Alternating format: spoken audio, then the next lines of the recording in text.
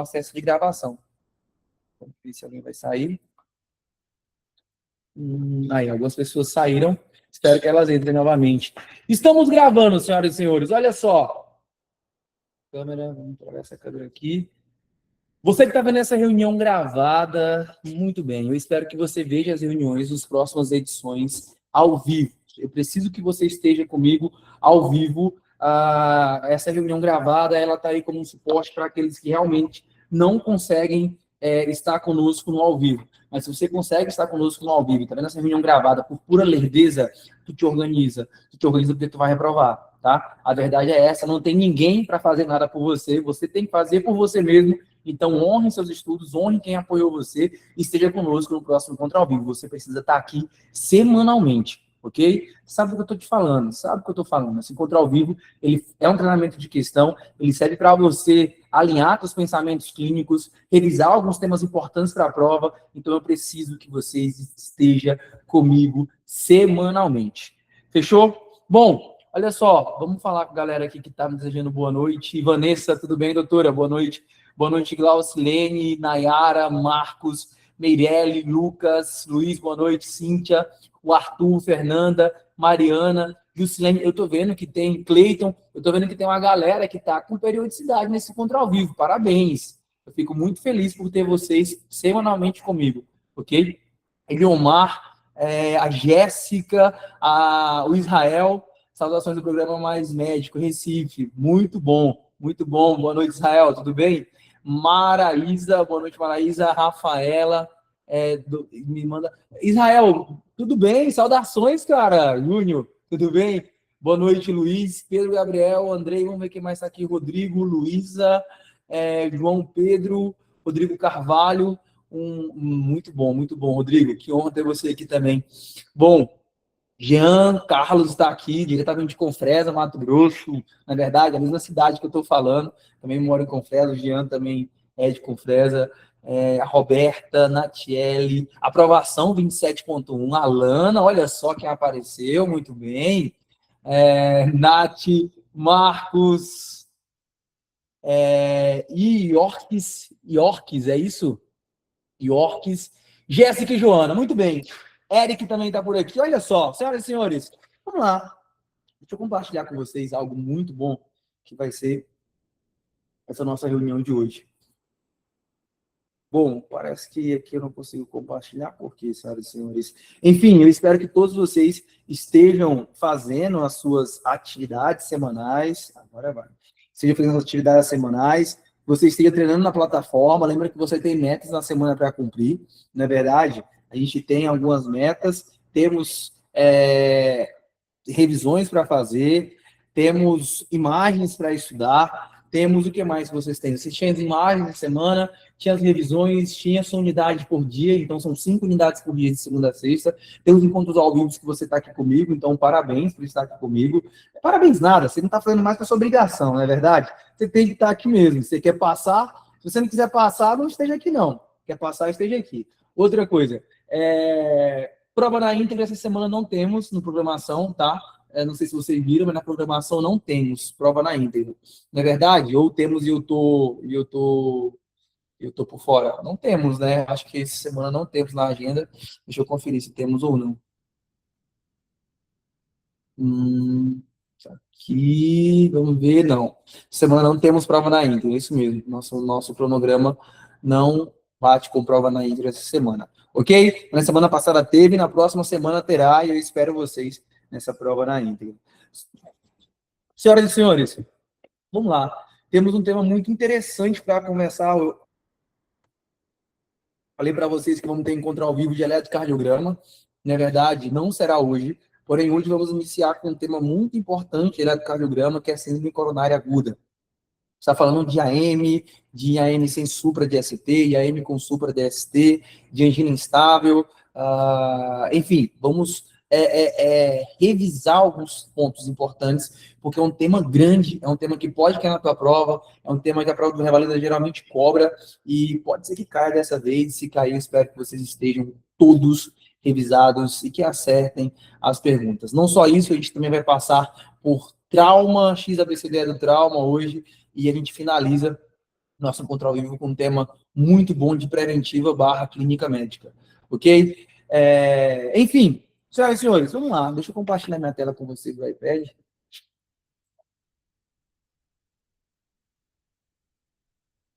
Quem quer me mandar alguma coisa, falar algo, tá tudo certo?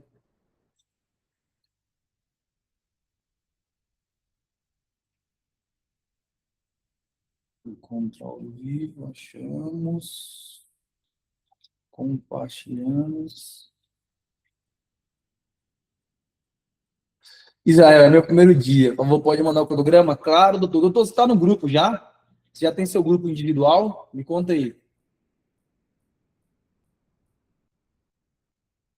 Todos vocês que entram conosco, vocês ganham um grupo individual comigo e com a doutora Mônica. Nesse grupo individual, a gente tira as dúvidas de vocês que vocês tiverem sobre o estudo de vocês, o que vocês vão fazer, e a gente geralmente manda lá também o cronograma, se você entrou agora. Tá, doutor? Perfeito. Vou pedir para alguém da equipe mandar esse cronograma. Pedir para a nossa monitora mandar o cronograma no seu grupo, ok? Inclusive, vamos fazer isso agora. Pera aí.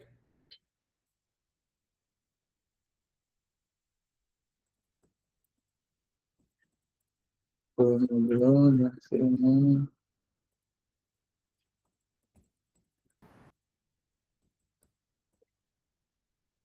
Doutor, dá um oi lá no seu grupo individual para ele subir e a gente já envia esse cronograma para você. Fechou? Bom, vamos lá. Perfeito, então. Senhoras e senhores, está aparecendo para vocês? Tudo certo? Está compartilhando tela? Todo mundo está vendo a tela aí? Tudo certo? Estão me vendo por aqui também? Né? Espero que sim, perfeito. Bom, a partir de agora, meu retorno de áudio será desligado, como vocês sabem, para não atrapalhar o meu raciocínio, senão eu me perco. Qualquer coisa que vocês precisarem, podem mandar mensagem. Perfeito, doutor. Podem mandar mensagem no chat, que a gente está acompanhando aqui no chat. Beleza? Olha só, o pessoal que passa na primeira fase, vai ter como fazer o curso para fazer a segunda fase? Claro! A vaga de todos vocês estão garantidas na primeira fase. Vocês têm vaga VIP na segunda fase. Desconto de mentorado, tudo um programa para seguirem conosco.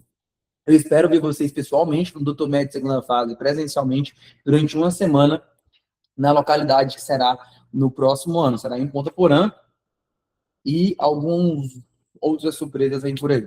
Enfim, senhoras e senhores, vamos lá. Vamos falar desse encontro ao vivo, então, e vamos começar de um tema importantíssimo. Importantíssimo. Então, não esquece do Pix R$ 100. Para mim, né, doutora? O Pix R$ 100 para mim, né? Para quem não sabe o que é a tropa do Plano A. A tropa do Plano A é a tropa que vai estar ganhando 20 mil no final do ano. E eu falei, ó, quando vocês ganharem 20 mil no final do ano, vocês lembram de mim, manda R$ 100 para mim, por favor. Eu vou mandar. Bom, vamos lá. Senhoras e senhores, a gente já volta a conversar, mas vamos focar aqui agora. Podem mandar uma mensagem no chat que eu darei um vídeo e vou conversando com vocês. Olha só, vamos falar de síndrome coronário agudo. Quando a gente fala de síndrome coronário aguda, a gente fala de alterações das artérias coronárias. Vocês sabem que o coração é um músculo que bombeia sangue para todo o corpo. E todo o corpo precisa de sangue, é claro. Todo o corpo, todas as células precisam de oxigênio esse que é carregado no sangue através de algumas células que vocês conhecem. A hemoglobina, a hemácia, enfim. Senhoras e senhores, o que temos é o seguinte: temos na síndrome coronária uma alteração quando o coração ele não consegue bombear sangue para ele mesmo, né? Porque o coração ele bombeia sangue para todo o resto do corpo, só que ele também precisa ser nutrido de oxigênio. O sangue que sai dele também precisa entrar nele pelas artérias coronárias. E aí acontece essa situação que, por algum motivo, a maioria das vezes por obstrução, esse sangue não chega. Esse sangue não chega no músculo cardíaco, esse músculo cardíaco começa a sofrer, começa a entrar em isquemia, começa a gerar dor e sinais e sintomas clássicos de uma isquemia miocárdica, ou seja, a falta de sangue para o músculo cardíaco. Ok? Tudo isso a gente vai englobar dentro do grupo das síndromes coronárias. Então, a síndrome coronária ela vai acontecer de duas formas. Ela vai acontecer e vai ser avaliada através de um exame clássico, que é o eletrocardiograma. O primeiro ponto de tudo para identificar a síndrome coronária é avaliar a alteração eletrocardiográfica, não é verdade? No eletrocardiograma, senhoras e senhores, o que temos normalmente? No eletro, deixa eu esticar isso aqui. No eletro temos um traçado de uma onda P, de um complexo QRS e uma onda T. P, Q, R, S, T. Senhoras e senhores, e normalmente o que eu espero é que um traçado do eletrocardiograma, no grande, no geral, seja dessa forma. Tem a onda P, onde vai representar a contração dos átrios, o complexo QRS, que vai representar a contração dos ventrículos, e a onda T, o relaxamento dos ventrículos. Quando eu tenho um síndrome coronária, o quadro e onde eu vou avaliar no eletrocardiograma a alteração é justamente nesse ponto do final do complexo QRS para a onda T. Eu vou chamar isso de segmento, de segmento ST. Bom, o segmento ST, senhoras e senhores, ele tem que ser isoelétrico. O que é isoelétrico? Se eu traçar uma linha pontilhada aqui, ele não pode nem ir para cima, positivar, ou ir para baixo, negativar. Ele tem que se manter esse segmento ST isoelétrico, ok? Então, eu espero que seja isoelétrico, mas por alguma alteração isquêmica, esse segmento ST ele pode se alterar. A maioria das vezes acontece alteração no segmento ST quando eu tenho uma obstrução da artéria coronária. E quando essa obstrução da artéria coronária, ela é total, ok? Então, eu tenho aqui uma luz da artéria coronária, onde uma placa de ateroma foi formada nessa artéria coronária, se rompeu a cápsula fibrosa que cobria essa placa de ateroma, houve a formação de tampão plaquetário, depois do tampão plaquetário, coágulos de fibrinogênio, onde aconteceu, infelizmente, uma obstrução total da artéria aí coronária. O que vai representar? Vai representar um segmento ST que está elevado, um supra de segmento ST. Então, um segmento ST que seria assim, isoelétrico, ele se eleva, supra de segmento ST. Eu vou chamar isso de supra de segmento ST, ok? Então, é um supra do segmento ST, com supra de ST, ok? Então, aqui eu tenho esse SST, isso significa supra ST, do segmento ST. Ou, senhoras e senhores, essa obstrução, ela não, ou pode não ser total, ela pode ser parcial. Se ela é parcial, ela vai gerar um quadro isquêmico? Vai gerar quadro isquêmico. Porém, ela não tem o poder de alterar tanto o segmento ST. Então, o que acontece aqui? O que acontece aqui é um IAM, um infarto agudo do miocárdio, sem a alteração desse segmento ST. Ou, às vezes, com infra de segmento ST. Por quê? Porque a obstrução ela foi parcial, ela não foi completa. Ok até aqui, tudo certo? Isso é revisão de fisiopatologia que vocês viram lá no terceiro ano, acredito. Tudo certo até aqui? Muito bem. Bom, vamos classificar o grande, então.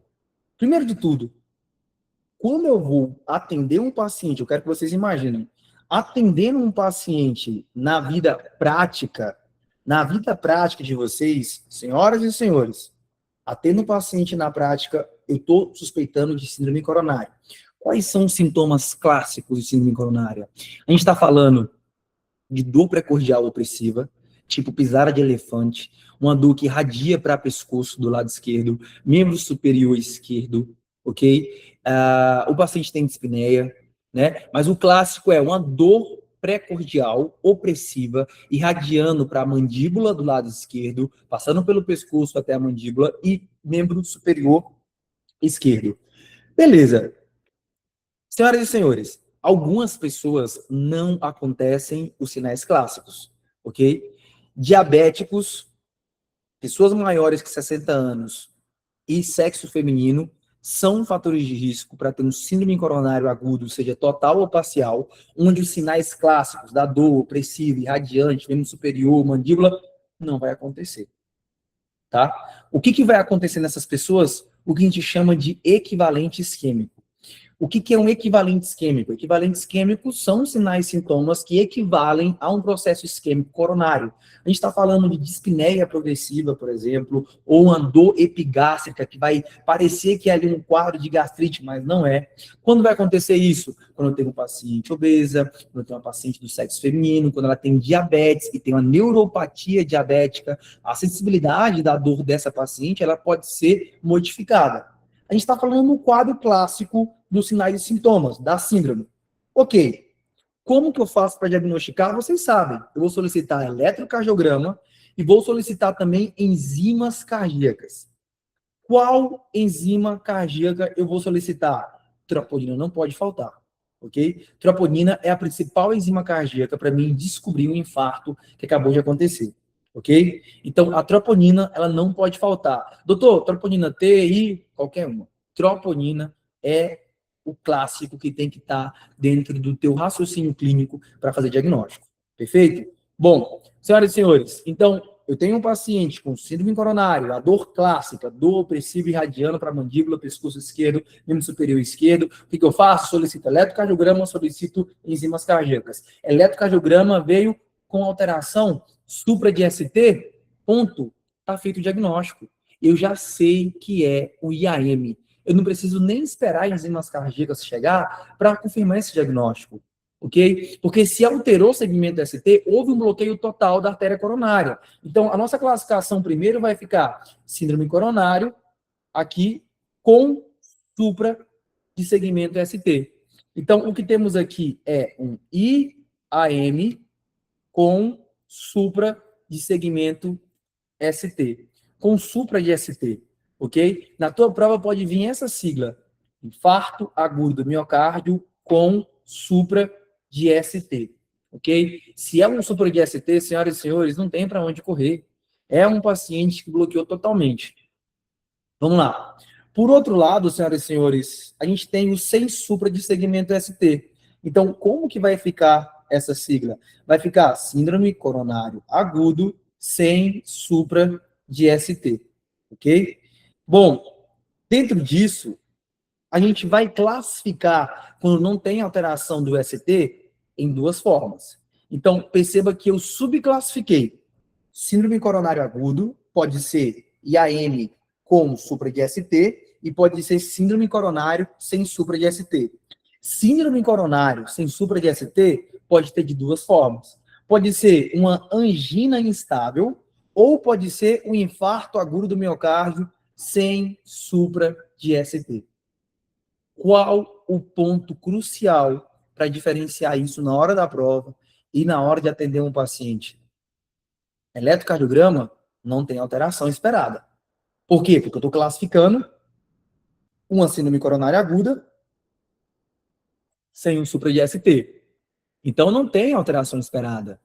O eletro está normal. Qual é o ponto que eu vou avaliar? Enzimas cardíacas. Senhoras e senhores, se eu tenho enzimas cardíacas positivas, significa que houve necrose do miocárdio. Enzimas cardíacas positivas, troponina positivou, é um quadro de infarto agudo do miocárdio sem supra de segmento ST. Mas se as enzimas cardíacas, ou se a troponina estiver normal, foi um quadro de angina instável. Por que eu não classifico como infarto agudo do miocárdio? Porque para haver infarto é preciso haver morte celular. E se há morte celular do miocárdio, é liberada na circulação troponina. Troponina vai positivar no exame, ok? Então, para fechar o raciocínio, síndrome coronário agudo, eu vou diagnosticar de duas formas. Infarto agudo do miocárdio com supra de ST, já é infarto, não tem para onde correr. Ou síndrome coronário agudo sem supra de ST. É sem supra de ST. Pode ser duas coisas. O que eu faço para diferenciar? Troponina. Troponina positiva é infarto agudo do miocárdio sem o supra de ST. Ah, não, não. Troponina veio negativa, então o diagnóstico é angina instável. Beleza? Ficou claro, senhoras e senhores?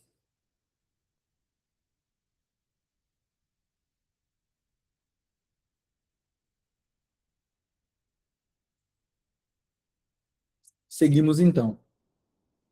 Tudo certo? Podemos seguir? Vamos seguir. Doutora Flávia, faz presencial em Foz do Iguaçu, Cidade do Leste. Boa. Será? Será que na próxima edição estaremos em Cidade do Leste também? Fica aí o suspense lá.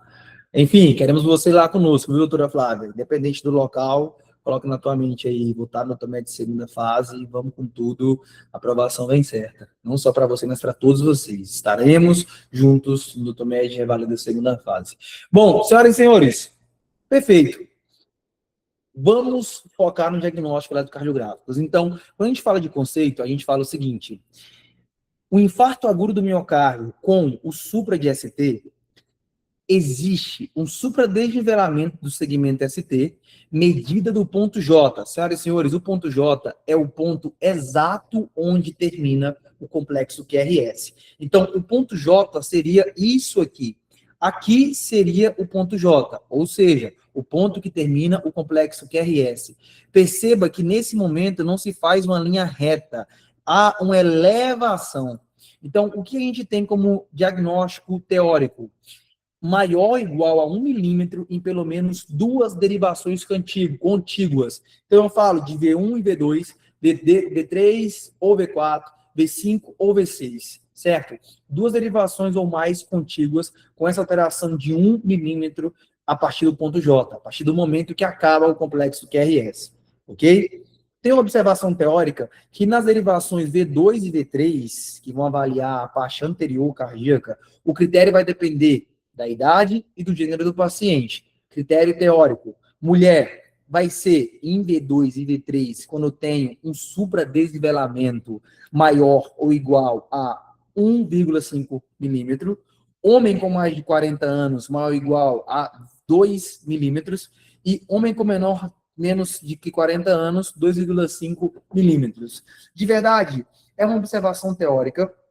Os livros, guidelines, traz isso, por isso eu trouxe para vocês também, porque é uma prova teórica, mas acredito, e nunca foi cobrado dessa forma, e se foi cobrado da maneira grande de avaliar o eletrocardiograma. Perfeito? Bom, seguimos. Qual que é a conduta? Senhoras e senhores, a conduta é duas coisas quando eu falo de infarto agudo do miocárdio. Olha só, infarto agudo do miocárdio, o padrão ouro, o que tem que ser feito é cateterismo com angioplastia, ok? A angioplastia tem que ser feita em até 12 horas do início da dor. É o mais interessante, seria o padrão ouro a ser feito. Bom, só que a gente tem duas coisas que vai diferenciar a conduta desse paciente. O chamado tempo porta-balão e o chamado tempo porta-agulha. Quando falamos do tempo porta-balão, a gente fala de fazer a angioplastia, ok? Angioplastia eu vou fazer sempre como prioridade diante de dois cenários. Se eu trabalho em um hospital, ou se eu estou lendo um caso clínico, a minha prova está falando que é um hospital terciário, com serviço de hemodinâmica, com serviço de cardiologia, e um serviço que tem angioplastia, eu posso fazer angioplastia em até 90 minutos. Até 90 minutos está indicado angioplastia. Não tem nesse hospital, não tem no hospital que você está falando, que você está trabalhando, não tem no hospital da questão, mas opa, eu acabei de descobrir que no hospital da cidade vizinha, que fica a 30 quilômetros, tem esse serviço. Por exemplo, aqui onde eu moro em uma cidade e fica uma cidade próxima a 30 quilômetros. Nenhuma das cidades tem esse serviço. Mas se esse hospital tivesse, que fica a 30 quilômetros, a 20, 25 minutos daqui onde eu estou morando, serviço de hemodinâmica com angioplastia, eu ainda assim poderia investir na angioplastia e mandar esse paciente, porque quando eu não vou fazer no meu próprio hospital, eu tenho que avaliar se eu consigo mandar fazer angioplastia em outro hospital em até 120 minutos. Ok? Isso é pergunta de prova. Tempo porta-balão. O tempo porta-balão é o serviço de angioplastia, é fazer o procedimento de angioplastia. O serviço de angioplastia, o procedimento de angioplastia, ele deve ser feito em até 90 minutos no próprio hospital ou em até 120 minutos no hospital mais próximo. Ok? Outro critério. A gente avaliou e não tem, aqui, por exemplo, é um caso desse. Na minha cidade, não tem esse serviço de angioplastia. Na cidade vizinha, também não tem angioplastia. Qual que é a cidade que manda como referência fazer angioplastia? Cuiabá, a capital do Mato Grosso. Eu estou no Mato Grosso agora. Cuiabá, da onde estou falando, fica mais ou menos 1.100 quilômetros de distância. Teria como esse paciente que tem um IAM aqui na minha cidade viajar 1.000 ou mais de 1.000 quilômetros para fazer angioplastia? Não teria como. Então, esse paciente que infarta aqui e tem que fazer angioplastia, ele não se enquadra na angioplastia do porta-balão. Ele vai se enquadrar em outro procedimento, que é o porta-agulha, ok? Porta-agulha é fazer trombolíticos. E deve ser feito trombolíticos em até 30 minutos.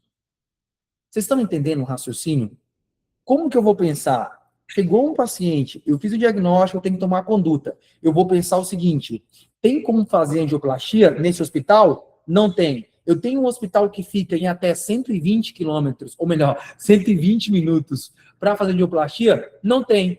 Então esquece a angioplastia. O que vamos fazer? Será trombolíticos em até 30 minutos. Beleza? Até aqui, alguma dúvida?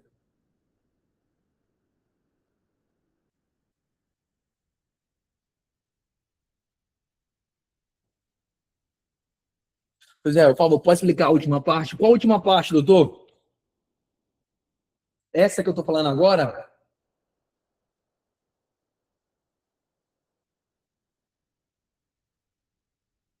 Padrão ouro.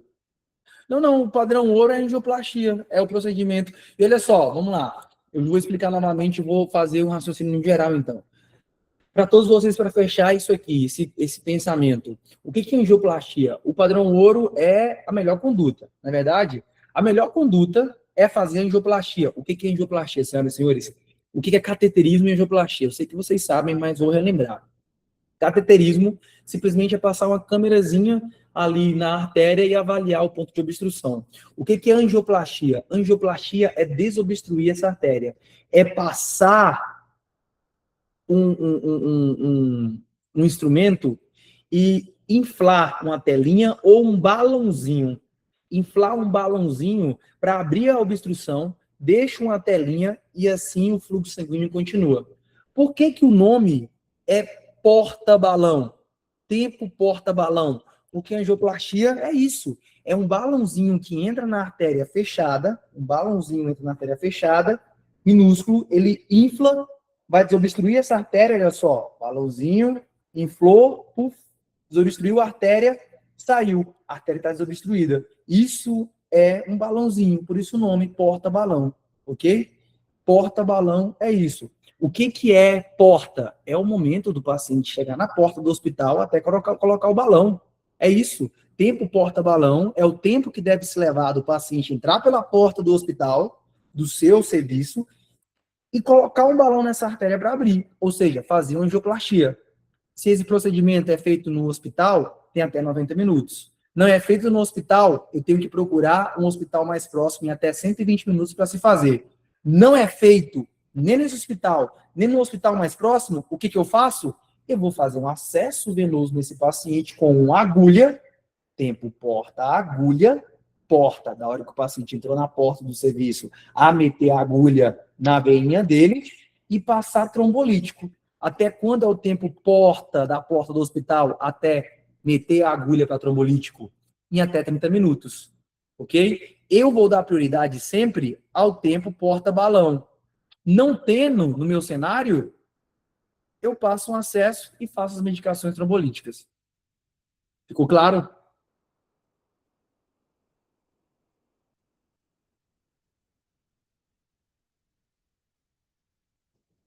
Jéssica, doutor, no caso, já vamos chegar lá, doutor. Doutora Jéssica perguntou, no caso, se o cenário for uma UPA, por exemplo, seria trombolizar. A pergunta que tem que ser feita é que a gente acabou de falar. Na tua UPA, vai trombolizar? Sim ou não? O que vocês acham? Sim ou não?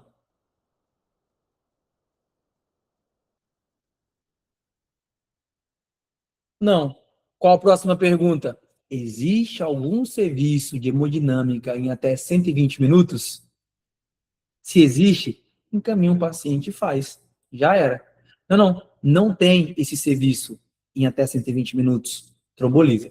Beleza? Bom, vamos chegar na parte do tratamento em si. Tratamento, senhoras e senhores. Olha só. IAM sem supra de ST, cateterismo em até 2 horas.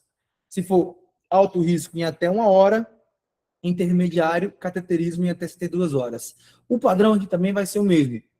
Cateterismo e angioplastia. Porém, aqui sem o supra de ST, a gente tem um tempo maior. Porque vocês concordam comigo que quando eu tenho um síndrome coronário com supra de ST, o risco é maior, é mais perigoso? É um bloqueio total. Então, o risco desse paciente, o que ele vai sofrer e o perigo que ele vai correr, vai ser muito mais elevado. E, senhoras e senhores, tratamento farmacológico. No farmacológico, olha só, temos uma pergunta para começar nosso encontro, então. Então, aqui temos todos vocês, homem com 54 anos de idade, com antecedência de dislipidemia, deixa eu grifar isso aqui. Hipertensão arterial e histórico de doença familiar cardiovascular precoce. O pai teve infarto miocárdio de 50 anos. Deu entrada na emergência no hospital com história de dor em região epigástrica há cerca de 5 horas, em aperto de forte intensidade, sem relação com a alimentação e sem fatores de melhora, acompanhada de náuseas e vômitos. Beleza. Havia recebido 200 miligramas de AS no hospital de origem e ao exame encontrava-se pálido, sudoreico e sonolento. Temperatura de 35,8, pressão arterial de 80 por 50, frequência cardíaca 118 BPM, frequência respiratória 16 e perfussão periférica diminuída. A ausculta cardíaca revela bulhas normofonéticas sem sopro, havia turgência jugular 45 graus e a ausculta pulmonar não revela estertores. O eletrocardiograma da admissão é apresentado abaixo. Senhoras e senhores, digam no chat onde vocês veem as alterações.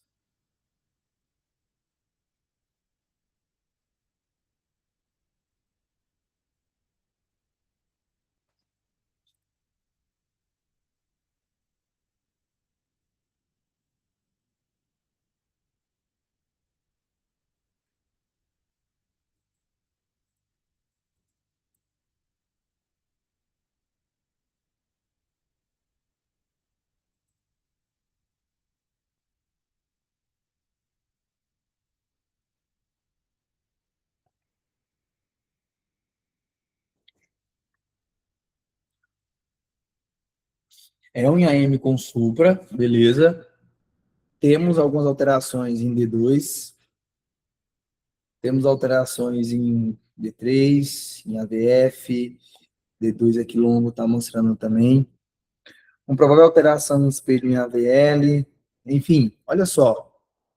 Qual que é a pergunta, senhoras e senhores? Diante do quadro clínico do paciente, a hipótese diagnóstica, a provável causa do choque, o tratamento inicial recomendado são, respectivamente, senhoras e senhores, infarto agudo do miocárdio com supra de ST de parede inferior, infarto do miocárdio com supra de ST de parede anterior, infarto do miocárdio com supra de ST de parede inferior, infarto do miocárdio com supra de ST na parede anterior e infarto do miocárdio supra de ST de parede anterior septal. Olha só, temos ali a cadeia provável causa de choque, verdade. Então a gente tem, como provável causa de choque, o tamponamento cardíaco, tem que fazer pericardiocentese. A B, provável causa de choque, a resposta inflamatória sistêmica, noradrenalina. Na C, a gente tem provável hipótese de choque, o infarto do ventrículo direito, com hidratação em solução salina. Na D, a ruptura do músculo papilar, colocação de balão intraóptico. E E, a ruptura do septo intraventricular, cirurgia cardíaca de emergência. Senhoras e senhores, está com vocês. Letra A, B, C ou D?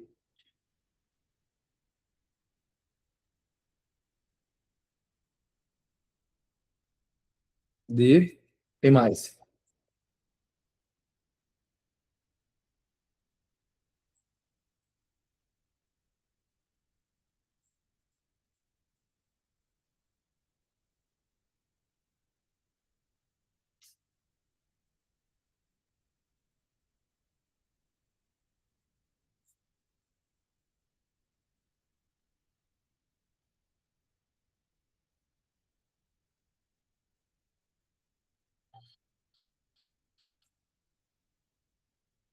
Estamos entre D e C.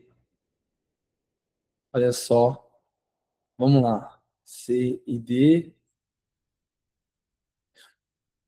D, C, C, D, C. Bom, vamos lá. Perfeito. Olha só. Vamos tirar A, então. Vamos ver. Tamponamento cardíaco não tem como ser. Então, a gente pode tirar isso aqui. B. A gente também tira o que vocês não estão acreditando nela, e nem eu tampouco. Vocês estão entre a C e a D. Vamos ver aí. Infarto na miocárdio, C para anterior septal, altura do septo interventricular, cirurgia, não, também realmente. Temos entre C e D. Olha só, C. Infarto agudo do miocárdio com supra de ST de parede inferior. Infarto do ventrículo direito, hidratação com solução salina. Senhoras e senhores, como que eu vou diagnosticar um quadro de IAM de parede inferior? Olha só, aqui, senhoras e senhores, a gente fala o seguinte: quando eu tenho alteração do segmento ST em D2, D3 e AVF, eu falo que houve alteração na parede inferior. 80% dessa parede ela é irrigada pela coronária direita. Ok? Então, geralmente, quando eu tenho uma suspeita como essa e não tem ainda fechado o diagnóstico, eu posso pedir uma derivação adicional de V3R e V4R. Olha só, diante do quadro de IAM, infarto agudo do miocárdio, com parede inferior infartada, não vamos utilizar nitratos, não vamos utilizar morfina. Ok? Então, quais são as derivações que eu tenho que olhar para saber se é inferior ou não? D2, D3, AVF. Senhoras e senhores, temos alteração em D2, temos alteração em D3, temos alteração em AVF. Ponto. Infarto agudo do miocárdio, parede inferior.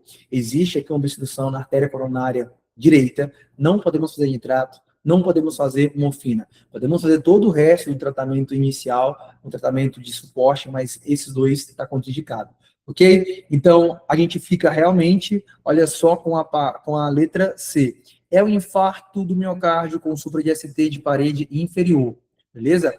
Provável causa de choque vai ser o infarto do ventrículo direito, porque foi o lado direito que alterou. Lembra, a maior parte da irrigação é a coronária direita, D2, D3 fica do lado inferior, o lado direito do coração fica mais para baixo, e eu vou iniciar hidratação com solução salina. Perceba, senhoras e senhores, uma outra coisa que essa a questão traz, que pode ter passado despercebido, é aquela dica que eu dou sempre para vocês. Sempre a gente vai olhar o último parágrafo e focar no que a questão pede. Nesse sentido, a questão pede o quadro clínico com hipótese diagnóstica, a causa do choque. Então, a hipótese diagnóstica é o IAM de parede inferior, a causa do choque é o ventrículo direito, que infartou, e o tratamento inicial, senhoras e senhores. O tratamento inicial é o que vamos fazer inicialmente. Na letra D, para quem estava na dúvida, infarto do miocárdio com sopro de ST de parede anterior, não vai ser anterior porque temos D2, D3 AVF. Mas se você não tinha esse conhecimento ainda e queria dar uma opinião, chutar em alguma opinião, perceba que, como conduta, se fala de colocação de balão intra-aórtico. Senhoras e senhores, isso não será conduta inicial, será uma conduta intermediária para definitiva, né? É o que deve ser feito inicialmente ali, no pronto atendimento que esse paciente tem. Perceba que o paciente, ele está onde, senhoras e senhores? Vamos ver qual que é o cenário. Emergência de hospital. Esse balão a gente não vai colocar na emergência, tá? A gente vai realmente fazer reposição salina, hidratação para um paciente como esse. Fechou? Ficamos entendidos? Tudo certo? Seguimos?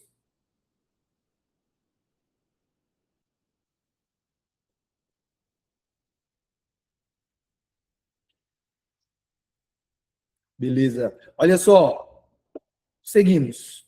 Homem com 52 anos de idade, hipertenso, em uso de alodipina, procura unidade de pronto atendimento com dor torácica anterior esquerda irradiando para epigastro em aperto de intensidade 8-10, com início súbito há cerca de 1 hora após a refeição. Ao exame, encontra-se ansioso, sudoreico e pressão arterial de 160. Frequência cardíaca 72, respiratória de 24, sem outros achados no exame físico. Foi realizado eletrocardiograma, cujo resultado apresentado a seguir é: senhoras e senhores, tá aí o eletro de vocês. Alguma alteração? Alguém viu alguma coisa? Pode ter alteração, pode não ter alteração, tá?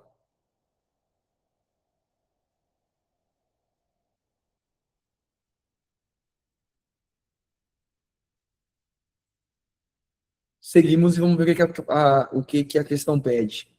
O paciente ele foi monitorizado, recebeu ácido acetilsalicílico, morfina e oxigênio, sendo contactado o hospital de apoio para transferência.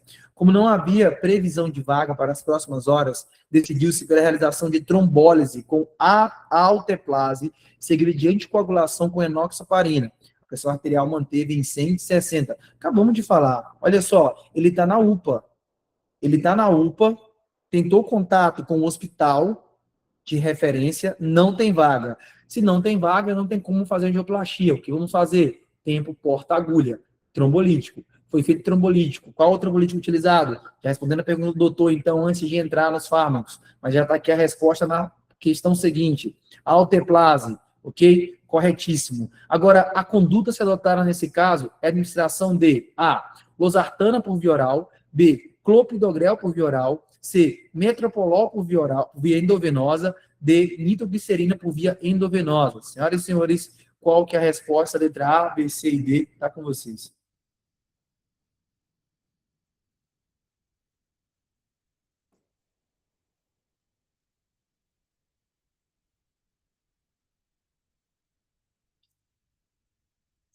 Perfeito. Clopidogrel. Sendo assim, vamos fechar o nosso raciocínio de tratamento. Eu adoro isso aqui, eu adoro falar do Mona, da Mona Lisa. Mona de Mona Lisa, a gente vai sempre lembrar de algumas coisas. Esse Mona aqui, ele já é estudado e vários cursos falam sobre esse. Só que eu, nos meus estudos para o Revalide, para os meus alunos anteriores, eu coloco o BICH. Então, é Mona BICH, ok? Sempre lembra do Mona BICH, que vocês vão lembrar de cabeça qual é o tratamento que deve ser feito diante de um quadro de IAM. Olha só, quando a gente fala do Monabich, a gente fala que cada letrinha dessa vai ter um significado. Quando eu falo de M do Monabich, a gente fala de morfina. Essa morfina ela só vai ser utilizada, senhoras e senhores, se a dor for refratária. Não é para sair prescrevendo morfina para todo mundo. Eu só vou utilizar a morfina, mais uma vez, se a dor for refratária a qualquer tipo, das outras medicações. O OR, senhoras e senhores, do Mona é de oxigênio. Eu vou dar oxigênio suplementar para o meu paciente também? Sim. Quais? Aqueles pacientes que a saturação estiver menor que 90. Saturação maior que 90, não precisa de oxigênio, não está indicado oxigênio, ok? Duas partes desse Monabich são algumas ressalvas. A primeira ressalva é o M de morfina. Morfina eu só vou dar para o paciente com dor refratária. O O de suplementação de oxigênio, eu só vou dar o oxigênio se a saturação ela for menor que 90. Continuando, a gente vem para o N. N, eu falo de nitrato, senhoras e senhores. Nitroglicerina, por exemplo, é um que é utilizado. Então, aqui o N é de nitratos. Continuando, a gente fala do A, do Mona. O A, a gente vai administrar AS, ácido acetil salicílico. Lembra que eu tenho que fazer dupla antiagregação plaquetária. Então, eu também vou ter que colocar o clopidogrel nessa dupla antiagregação plaquetária. Tem o AS como antiagregante plaquetário e vou também utilizar clopidogrel. Lembra que eu falei para vocês que é Mona, de Mona Lisa, mas aqui no Lotomed a gente fala Mona BICH. O BICH, B-I-C-H-E, a gente fala do B de beta-bloqueadores, ok? O I, a gente vai falar de IECA ou BRA, captopril barra losartana, tá? A gente fala também do BICH, o C, entroclopidogrel. Eu acabei de falar para vocês sobre a dupla antiagregação plaquetária. O H, para formar o BICH, o H é de heparina, ok? BICH, falta um E de estatinas, para controlar a placa de ateroma. Então, majoritariamente, no geral, o que vamos fazer para um paciente com IAM de tratamento farmacológico é o Monabich. Então, para praticamente todos os pacientes, eu vou entrar com morfina se for necessário, se do refratário, oxigênio se a saturação tiver menor que 90, mas para todos os pacientes no geral, nitratos, AS, beta-bloqueador e EcoBRA, clopidogrel, heparina e estatina. Lembrando sempre que se eu tenho um infarto de IVD, de ventrículo direito, eu não utilizo nitrato, não utilizo morfina. Beleza? Nessa situação, senhoras e senhores, por que eu não vou dar losartana, se eu acabei de falar para vocês que tem que dar losartana, tem que dar nitroglicerina, tem que dar metropolol, por que eu não vou fazer isso? Porque, senhoras e senhores, isso aqui não é regra, não. Isso aqui é para vocês lembrarem do tratamento que tem que ser estipulado para o paciente. Mas teu paciente, ele é uma pessoa que tem que ser feito um raciocínio clínico. Tu vai dar losartana para um paciente que a pressão está 160, pelo amor de Deus, 160. Você vai dar losartana para esse paciente, tu vai dar metropolol, beta-bloqueador endovenoso para um paciente que a frequência cardíaca está 72, liga para o Papax, liga para a funerária logo. Dá e liga para a funerária. E contrata um advogado para segurar teu CRM. Outra coisa, tu vai dar nitroglicerina para um paciente que a pressão está 160, nitroglicerina é vasodilatador, senhoras e senhores. É vasodilatar, vai cair PA, vai entrar em choque. Não tem como. Então, ai, doutor, mas você está falando que o Monabich é a regra do morfina, oxigênio, nitrato, AS, metabloqueador, IECA, propilogrel, heparina, estatina. Não é regra. É para você lembrar o que é tratamento proposto, o que é um tratamento no geral desse paciente. Mas não é regra. Tu vai avaliar paciente por paciente, questão por questão, e entender se é necessário ou não é necessário entrar com morfina, refratário, oxigênio, saturação menor que 90, o nitroglicerina, se não for o infarto de VD, ventrículo direito, o A de AS, o beta-bloqueador, né, o clopidogrel, a heparina, o IECA/BRA, a estatina. Fechou? Ok? Seguimos?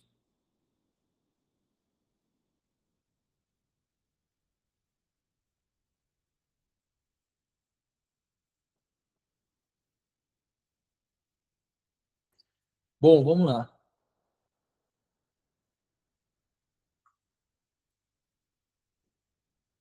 55. 55, temos mulher com 58 anos, diabética, admitida no pronto-socorro com dor precordial, opressiva, intensa, irradiada para membro superior esquerdo, há 40 minutos, associada a sudorese fria e sensação de morte iminente. Durante o exame clínico, encontra-se em bom estado geral, eupneica, pressão arterial de 170, frequência cardíaca de 92, respiratória de 20, pulmões limpos, ritmo cardíaco regular, 2 tempos, sem sopros, abdômen flácido, sem visceromegálias, ruídos hidroaéreo presentes, sem edemas de membro inferior, panturrilhas livres, fez uso de dinitrato de isosorbida a 5 mg sublingual, temos um nitrato sendo utilizado, tendo cessado a dor. Eletrocardiograma realizado na admissão está normal. Qual a recomendação para acompanhamento dessa paciente? Senhoras e senhores, o que vamos fazer?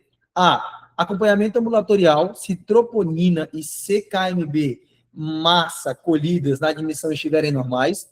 B. Internação hospitalar, monitorização cardíaca contínua, mesmo com troponina normal na admissão. C. Acompanhamento ambulatorial especializado com cardiologista se troponina colhida na admissão estiver normal. D. Internação hospitalar, monitorização cardíaca contínua se troponina colhida na admissão estiver elevada. E. Internação hospitalar sem monitorização cardíaca contínua se troponina CKMB massa colhidas na admissão estiver normais. Letra A, B, C, D ou E. Está com vocês.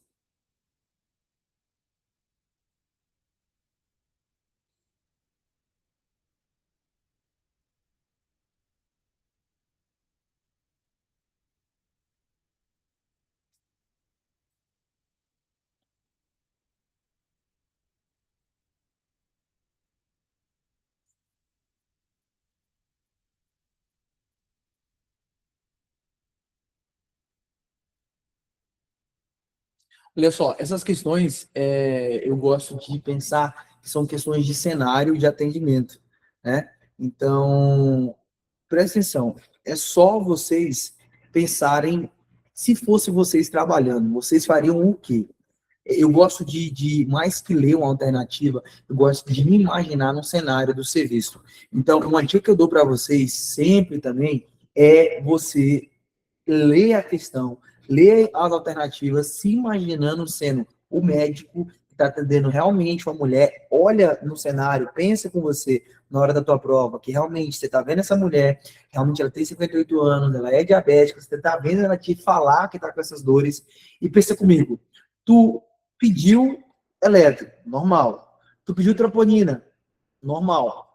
Pensa comigo, tu vai mandar essa paciente embora para ser acompanhada com um cardiologista no ambulatório? Tu não vai fazer isso, eu tenho certeza.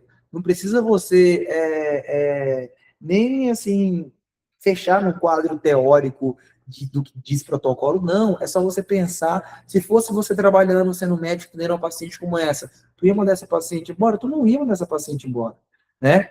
Perceba que eu tenho um agravo que eu falei para vocês lá no começo. Mulher diabética são fatores de risco que podem mascarar o quadro de síndrome coronário. Talvez a alteração do eletrocardiograma vai aparecer tardiamente. Talvez a alteração da troponina vai aparecer tardiamente. Então, o que você vai fazer? Você vai internar essa paciente, você vai monitorizar o coração dessa paciente, sequencialmente, você vai fazer sequência de troponina, sequência de eletrocardiograma, no mínimo 24 horas, para saber se manda ou não manda a paciente para casa, se ela está bem ou não está bem. Né? Agora, se o laboratório não positivar nada, se o eletro não constatar nada, aí é problema dos exames, não seu. Ok? Bom, senhoras e senhores, então, qual que é a resposta correta? Letra B. Eu interno a paciente, eu vou monitorar a paciente, mesmo com essa troponina normal na admissão. Da mesma forma, mantenho a paciente lá, bonitinha, sendo monitorizada, aguardando aí ela ficar bem ou, Deus o livre, piorar, né? Bom, seguimos, tudo certo até aqui. Alguma dúvida, senhoras e senhores, sobre isso aqui?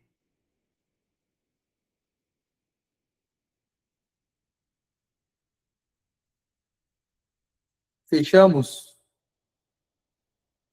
Fechou o raciocínio? Vamos seguir então. Beleza.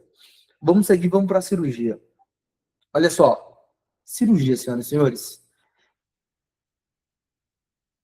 A gente fala de um paciente, 45 anos, que é levado ao pronto-socorro por amigos após briga coletiva no final de um jogo de futebol, por ter sido vítima de ferimento com arma branca na região axilar direita.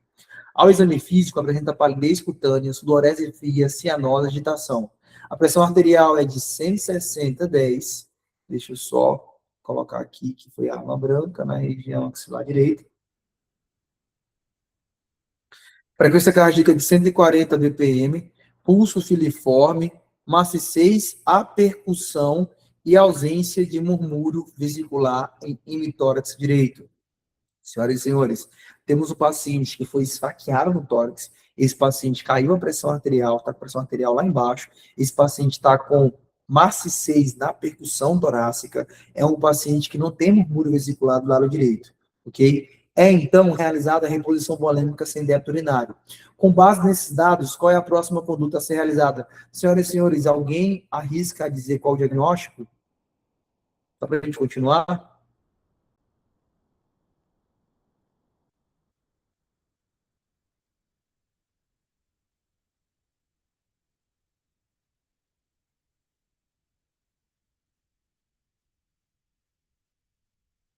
Hemotórax. Temos um quadro de hemotórax que pode ser classificado como maciço já na 11ª edição do ATLS. Ok? Então, olha só. Com base nesses dados, qual é a próxima conduta a ser realizada? A. Toracotomia de emergência devido à instabilidade hemodinâmica. B. Drenagem de tórax e selo d'água após estabilização hemodinâmica. C. Punção torácica para confirmação do diagnóstico e posterior toracotomia. D. Radiografia de tórax para decisão da conduta e estabilização hemodinâmica. Letra A, B, C ou D, senhoras e senhores?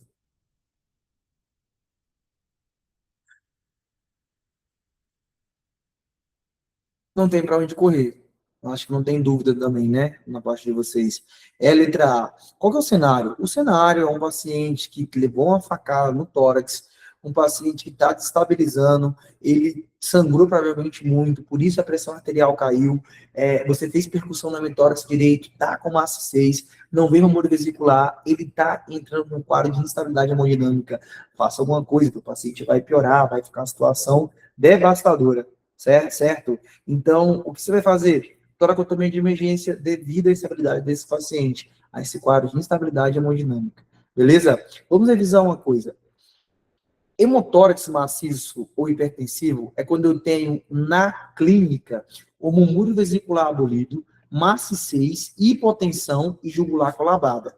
Perceba que eu tenho preenchimento de sangue no espaço pleural. Houve, nesse caso, por exemplo, da questão, uma facada, uma arma branca que perfurou vasos previamente e fez acúmulo de sangue no espaço pleural.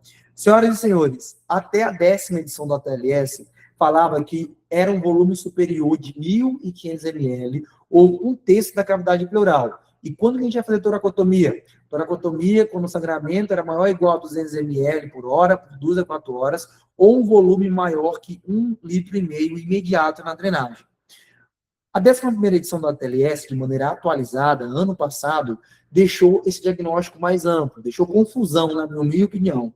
Minha humilde opinião, quem sou eu para falar do ATLS, mas eu acho que deixou um pouco mais confuso. Eles que quiseram melhorar a situação, mas deixaram um pouco mais confuso, porque não tem mais um dado exato, não tem um número exato para você dar diagnóstico de hemotórax maciço. O que eles falaram? Que agora, hemotórax maciço é um acúmulo de sangue na cavidade pleural, levando à hipotensão decorrente de hipovolemia. É assim, é qualquer sangramento no tórax que vai decair meu paciente. Sangramento torácico por trauma, que vai decair o paciente, vai reduzir a pressão arterial, ponto. Já falo de hemotórax maciço e já posso fazer conduta para toracotomia, tá? Por que eles fizeram isso? Porque alguns médicos estavam muito ligados no número de 1.500 ml e só quando tivesse maior de 200 ml por 2 a 4 horas para tomar a conduta, e às vezes o paciente morria antes, certo? Então, foi um consenso de falar, olha, qualquer sangramento no tórax que vai rebaixar teu paciente, vai causar instabilidade hemodinâmica, é hemotórax maciço, tem que fazer a conduta correta, ok? Beleza? Bom, muito bem. Olha a 77. 77 fala de um jovem de 20 anos vítima de acidente de trânsito por colisão frontal sem uso de cinto de segurança ou airbag. Entrada no pronto-socorro apresentando taquipneia, escoriações extensas no tórax anterior. A avaliação física identifica saturação de oxigênio em 70%, ausência de murmúrio vesicular em hemitórax esquerdo, de hipertimpanismo ao lado afetado, de desvio de tráquea para o lado oposto e Glasgow de 13. Dentro do quadro clínico apresentado, a conduta mais apropriada é, senhoras e senhores, letra A, B, C ou D. Está com vocês.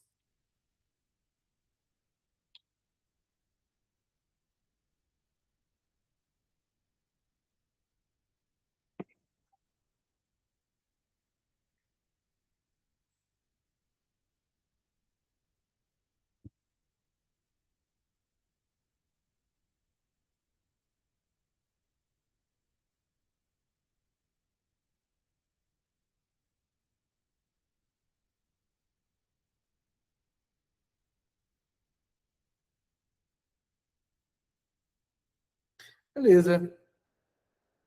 O que temos aqui, senhoras e senhores? Qual o diagnóstico? Teve um doutor que colocou lá em cima já. Não tem para onde correr. O que eu tenho? Hipertimpanismo.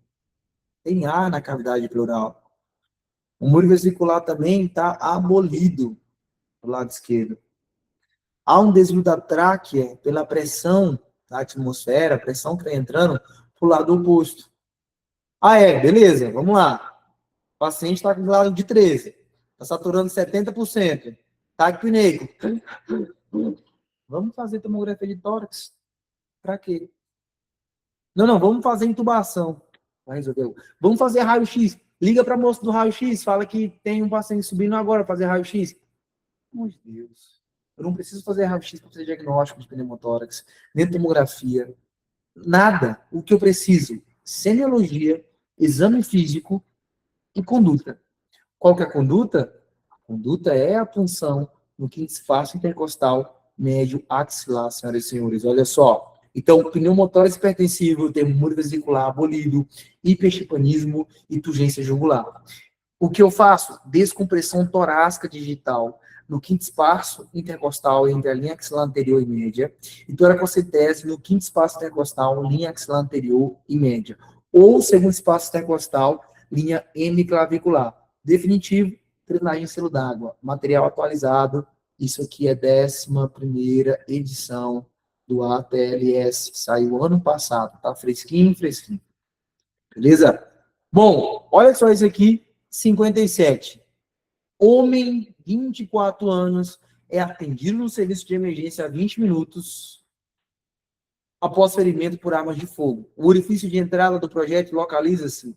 Projétil localiza-se. Eu acho tão chique falar projétil. O orifício de entrada do projétil localiza-se 2 centímetros lateralmente à linha hemiclavicular direita, ao nível do quarto espaço intercostal.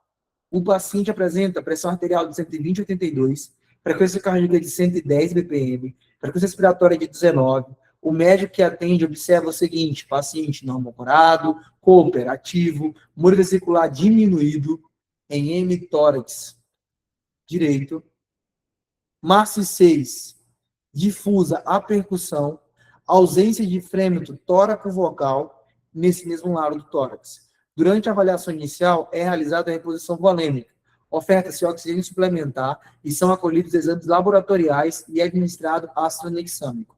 Nessa situação, assinala a alternativa que apresenta o procedimento adequado a ser realizado. Senhoras e senhores, letra A, B, C ou D, está com vocês.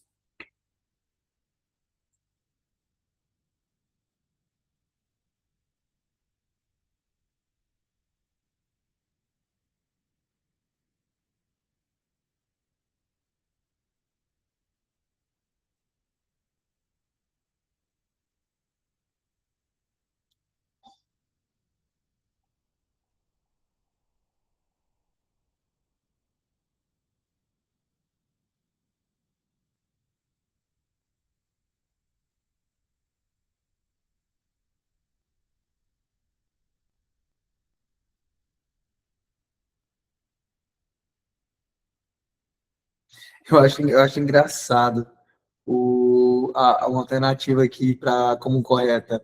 É letra C, senhoras e senhores. Não tem para onde correr. A gente está falando de um quadro onde vai ter que ser feita drenagem pleural no espaço intercostal entre linha axilar anterior e média. Eu tô achando engraçado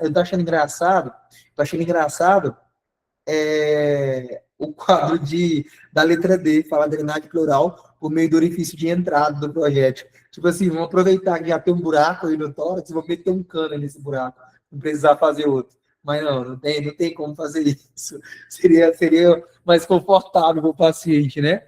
Imagina, a gente já aproveitar o buraco que fez a bala e passar um cano aí, um dreno aí. Não, a gente não vai fazer isso.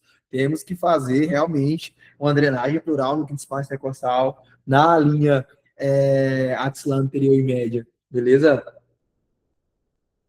Massa 6, igual líquido, igual dreno tórax. Perfeito, perfeito. Bom, até aqui tudo bem? Tudo certo? Seguimos?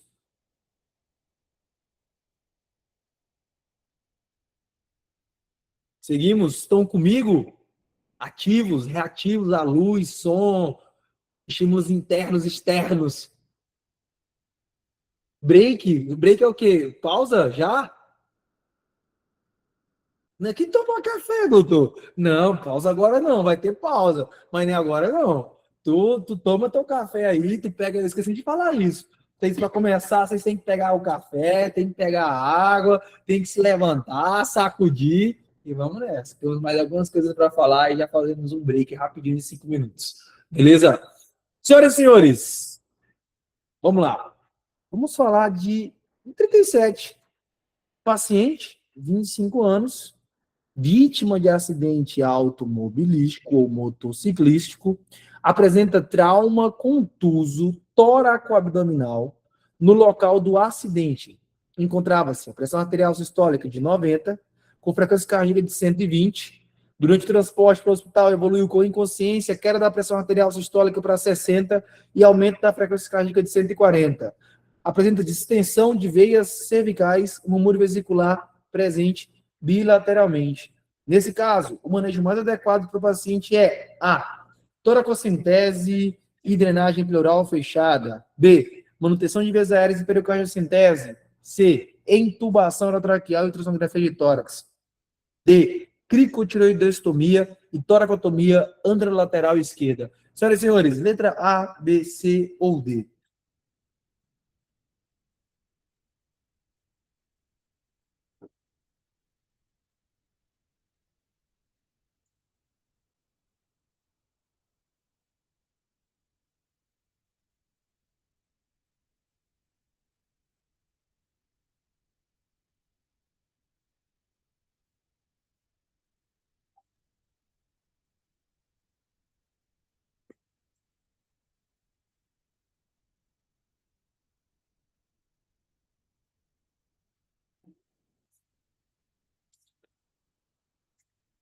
Doutor João Pedro está perguntando. Evoluiu com tamponamento cardíaco? Não sei, vocês que sabem.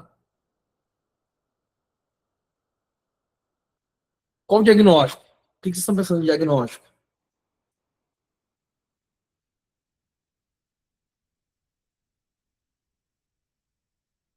Algo interessante, senhoras e senhores, aqui.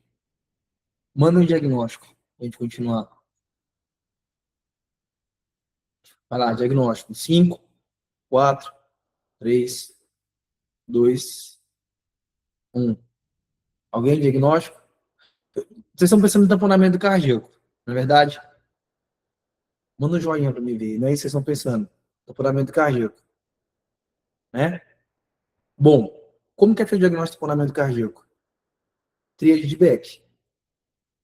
Tríade de Beck são 3 coisas que é preciso estar nessa aqui para a gente identificar. Como que é a tríade de Beck? Lembram? Primeiro, mandem no chat. Tríade de Beck. Hipotensão, uma. Segundo quesito. Hipotensão, segundo quesito. Taquicardia, não. Turgência jugular. Segundo quesito. Terceiro quesito. Bulhas hipofonéticas. O doutor João mandou bulhas, não falou nada. A doutora Suelen mandou hipofonese, não falou nada. Bulhas hipofonéticas. Nome e sobrenome. Bulhas hipofonéticas. Ainda bem que não tem prova teórica para vocês, né? Porque senão já não ia pontuar. Bulhas hipofonéticas. Então, temos 3 coisas, né? Temos que procurar turgência jugular, temos que procurar a hipotensão, temos que procurar o abafamento de bulhas cardíacas. Temos o que nessa alternativa? Temos hipotensão, temos veias cervicais distendidas, ou seja, a jugular é uma veia que fica na cervical, e se tem distensão, tem turgência. Mas não temos as bulhas aqui. Não fala em nenhum momento dessas bulhas. Porém, temos 2 características de 3. 2 de 3 fecha diagnóstico de tamponamento cardíaco. Então, o que eu quero que vocês percebam? Que apesar da regra ser 3 componentes, 2 componentes desses presentes na questão já faz diagnóstico, tá? Não é preciso sempre estar os 3 aqui. Se não tivesse as veias turgentes aqui, mas tivesse a hipotensão e as bulhas hipofonéticas, também faria diagnóstico de tamponamento cardíaco, ok? Então, tamponamento cardíaco, senhoras e senhores, o que a gente vê é um quadro de tríade de Beck, onde eu tenho turgência jugular, onde eu tenho hipofonese de bulha e temos hipotensão arterial. Isso é tamponamento cardíaco. Tratamento? Pericardiocentese é o tratamento de escolha, ok? Aqui, lesão de aorta, senhoras e senhores. Lesão de aorta, vamos falar agora, então vamos voltar para cá. Então, olha só, um paciente que tem um quadro de tamponamento cardíaco, a toracocentese, drenagem pleural fechada, não vai se resolver. Intubação orotraqueal é interessante, mas ultrassonografia de tórax não vai resolver. Cricotiroidectomia e toracotomia anterolateral esquerda não vai resolver. Sobra-se a manutenção das vias aéreas e a própria pericardiocentese. Beleza? Fechado?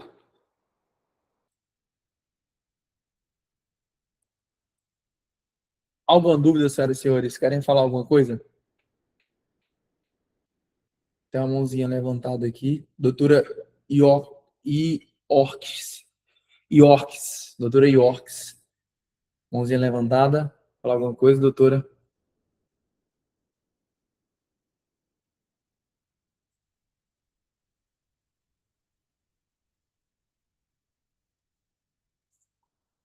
Oi, tudo certo, gente? Joinha, joinha, tudo certo? Seguimos? Beleza. Bom, vamos falar de um tema que eu falei para vocês, que é um tema um pouquinho, não é tão grande, mas tem algumas perguntas também relacionadas a eles. E agora sim eu vou dar uma pausa de 5 minutos para tomar café no banheiro e a gente volta para a gente conversar de um tema que cai em clínica médica, barra preventiva. Eu quero deixar alinhado algumas coisas com vocês também, uma revisão e alguns estudos de algumas questões. Beleza? Combinado? Jéssica, doutora, pode falar. Claro, pode falar. Manda tua dúvida, manda tua dúvida, a gente faz a pausa e depois a gente volta para responder ela. Adoro a tua dúvida já. Pode ser? Enquanto isso, tá, beleza. Guarda essa dúvida, a gente volta a conversar assim que a gente voltar da pausa. 5 minutos, a gente está 9h37. Vai, 9h40 a gente volta. 9h40 a gente volta. 8 minutinhos no máximo, ok? 8/7 minutos, já vai fechar nos 7 minutos. Rapidinho, 9h40 exatamente a gente volta.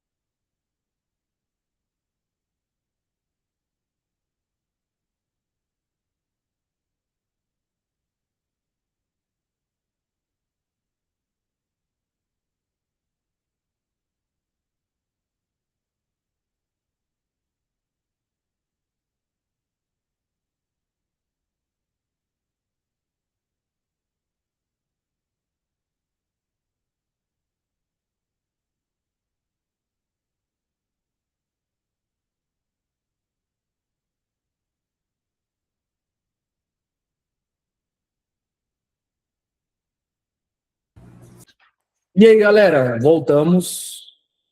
Tudo bem? Olha só, estávamos com 76 pessoas, agora 70. 5 pessoas saíram. Espero que voltem essa galera. Enfim, é, vamos lá. Pergunta da doutora Jéssica. Doutora, tá por aí?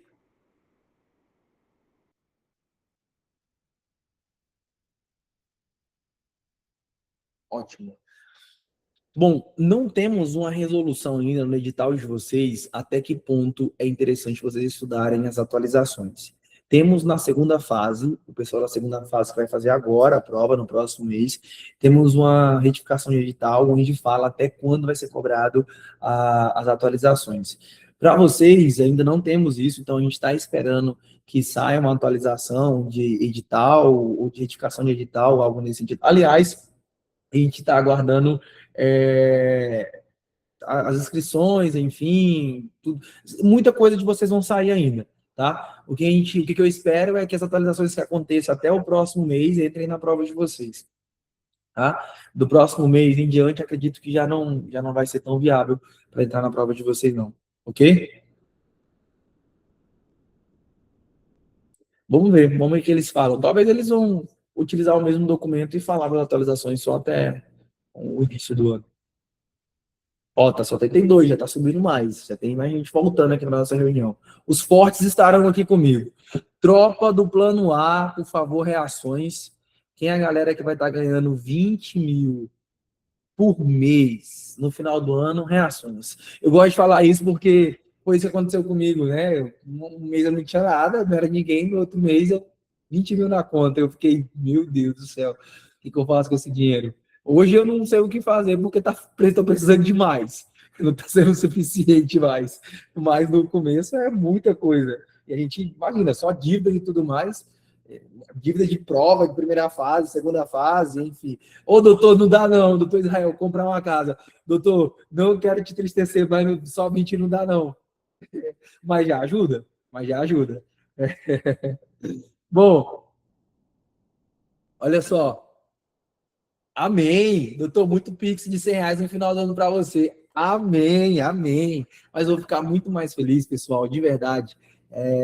Eu falo do Pix brincando, mas eu vou ficar muito, muito, muito mais feliz de verdade se vocês conseguirem estar trabalhando no final do ano com o CRM positivado, com o CRM na mão, exercendo a medicina. Isso é muito legal. O que me enche de orgulho do Dr. Med e de saber quantos médicos já passaram por aqui, quantas vidas a gente transformou, né? Enfim, a gente olha, tem pessoas que são eternamente gratas pelo Dr. Med, pela minha figura, e isso é o que dá motivo para continuar, porque não é fácil, tá? Não é fácil montar encontro ao vivo, não é fácil estudar, eu tenho que estudar constantemente para passar isso para vocês, eu tenho que me atualizar constantemente, eu tenho que estudar constantemente, eu tenho que montar aula, então, por exemplo, eu tenho que montar encontro ao vivo, muitas vezes eu tenho que sacrificar alguns compromissos para estar aqui entregando qualidade para vocês, sem falar no Tomete, querendo ou não, é uma família, mas é uma empresa também, então eu tenho que fazer gestão dessa empresa, a nossa equipe trabalha muito para isso, a gente tem uma equipe maravilhosa, enfim, mas isso é recompensado porque quando a gente vê alunos nossos que foram na primeira fase, na segunda fase, mudando a vida, é muito lindo de ver. Mudando a vida da pessoa própria, mudando a vida dos familiares, isso é muito gratificante. E talvez você que não me conhece, se tiver algum convidado aqui, não sei se tem convidado, mas se tiver algum convidado, vocês devem pensar, poxa, ele é muito dinheirista. Não é questão de dinheiro. É questão que, assim, medicina, vocês são médicos e médicas. Então, vocês podem exercer a medicina já. Vocês podem ficar no país que se formaram e exercer a medicina, né?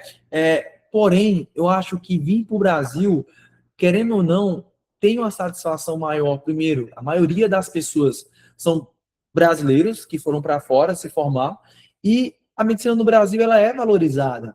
Essa conversinha que estão falando que a medicina no Brasil está virando desvalorizando, tá, vamos lá. Você está falando isso, a galera fala isso, os médicos falam isso da desvalorização, é porque médicos que ganhavam 35 mil por mês estão ganhando 20 mil agora. E aí estão achando um pouco ganhar 20 mil reais.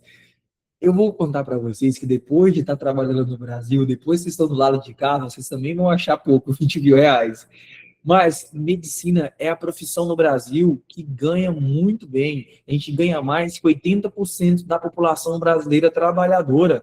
Então, querendo ou não, uma profissão que tem um resultado legal financeiramente. E a medicina, você consegue mudar a sua vida, mudar seu estilo de vida, mudar os seus ambientes, mudar a vida das pessoas mais próximas, do seu pai, da sua mãe, do seu filho, da sua filha. Né? São mais oportunidades do seu esposo, são portas da sua mulher, são portas que se abrem mais facilmente, enfim, vocês vão ver isso e eu espero que cada um de vocês passem por isso no final do ano, porque é muito bom, é gratificante ver nossos alunos alcançando essas vitórias. Doutora Mônica, por exemplo, que é a monitora de vocês, ela foi nossa aluna ano passado, foi nossa aluna que ela estava aqui no Encontro ao Vivo, ela tentou 5 vezes a prova do Revalida, a monitora de vocês fez 5 vezes a prova do Revalida, ela reprovou as 4 primeiras tentativas dela. Ela reprovava, estudava, reprovava, estudava e reprovava, estudava e reprovava, e veio para o Doutor Med.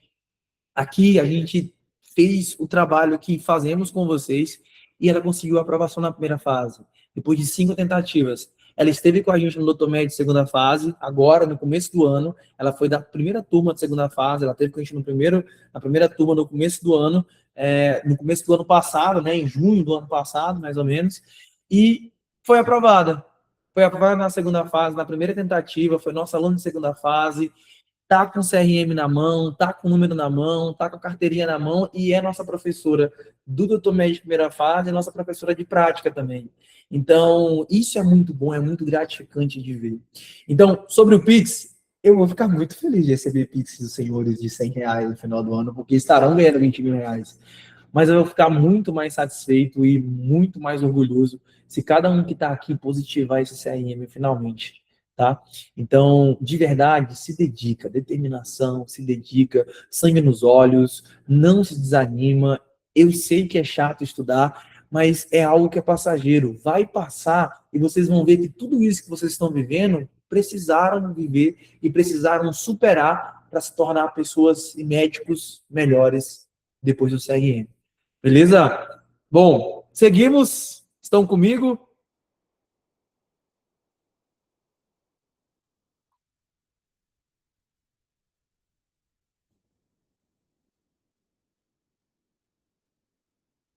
Douglas, doutor, o senhor fez curso para a primeira e segunda fase?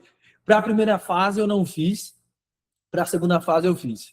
Para a primeira fase eu não fiz, eu estudei dessa forma que eu passo para vocês, que é com provas, enfim, tudo que eu ensinei para vocês, tudo que eu ensino para vocês no Doutor Med é algo que serviu para mim, que deu certo, que eu criei, de certa forma, esse hábito de estudar dessa forma, com provas anteriores e tudo mais. Deu certo para mim, validei comigo, validei com os outros colegas de vocês, nossos outros alunos, e a segunda fase, sim, eu fiz curso. Não vou falar que curso foi, porque eu não achei legal o curso, eu achei que foi um investimento muito alto para 2 dias, assim, jogados fora.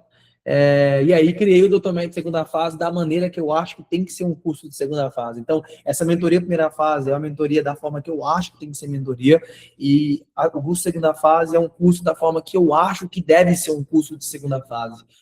Enfim, seguimos. Senhoras e senhores, vamos falar de um tema importante no Brasil, muito, muito importante no Brasil, e que em algumas regiões do Brasil está endêmico já. Anualmente, esse tema ele volta, anualmente se tem endemia sobre esse tema. Na minha região, aqui no Mato Grosso, nessa região do Mato Grosso que eu moro, a gente está vendo inúmeros casos dessa doença. Enfim, quem acerta, quem sugere o que vamos falar, que cai em preventiva e cai em clínica médica? Mandem no chat.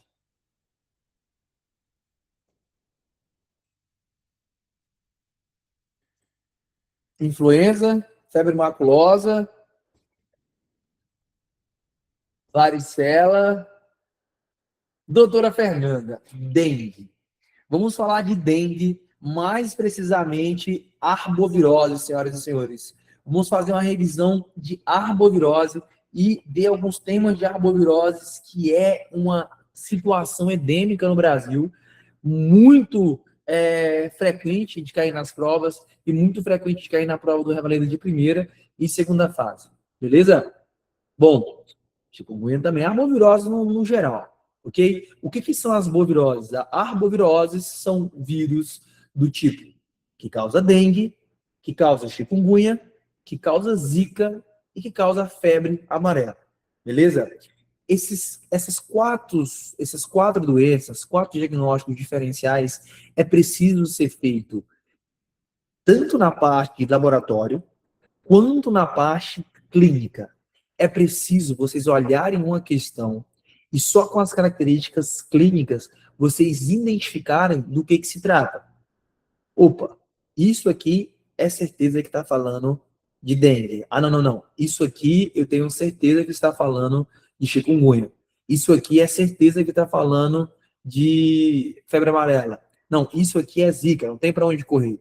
Vocês orientarem o exame e aí acertar a questão.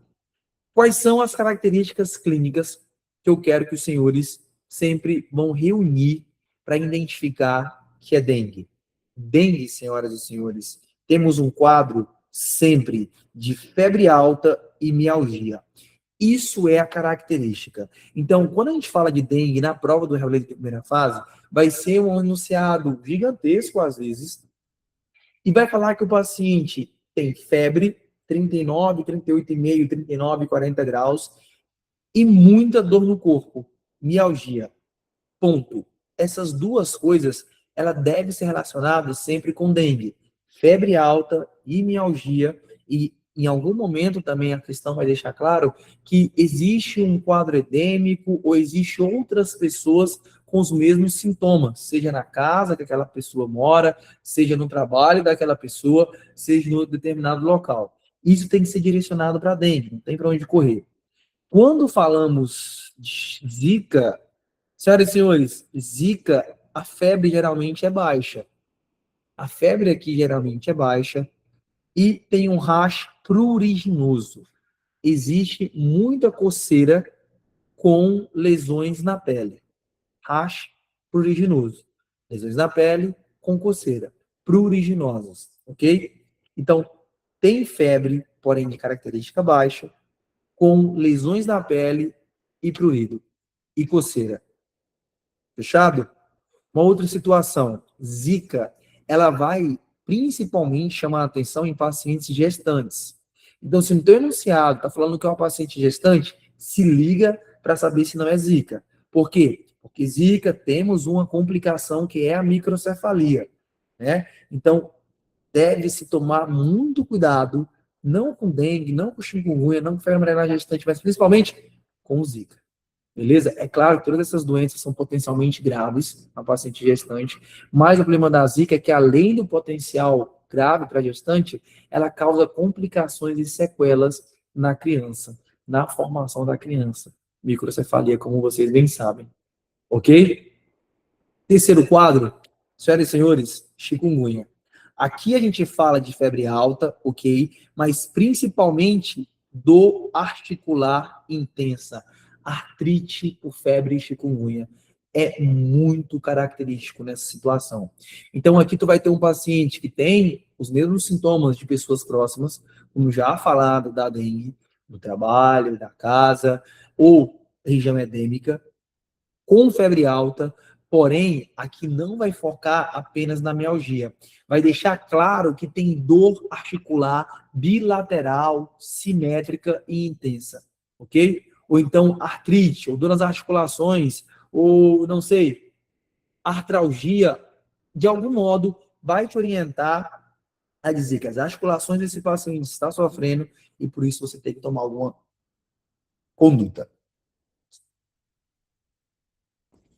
Por último, febre amarela. O que é febre amarela? Uma febre que deixa o paciente amarelo. Ou seja, febre com icterícia. Ok? Isso é febre amarela. Aqui, senhoras e senhores, a região edêmica tem que ser presente. Qual região edêmica de febre amarela principal? Mandem no chat. Alguém lembra?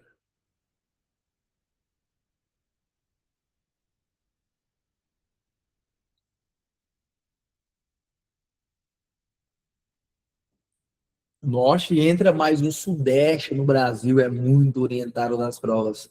O Sudeste é uma das regiões ali onde eu mais tenho um caso de febre amarela. Região Rio de Janeiro, Minas Gerais, Espírito Santo, né, São Paulo. Porém, na região do Norte, também no Amazonas, a gente tem um quadro endêmico. Sudeste é o que geralmente se cobra na prova.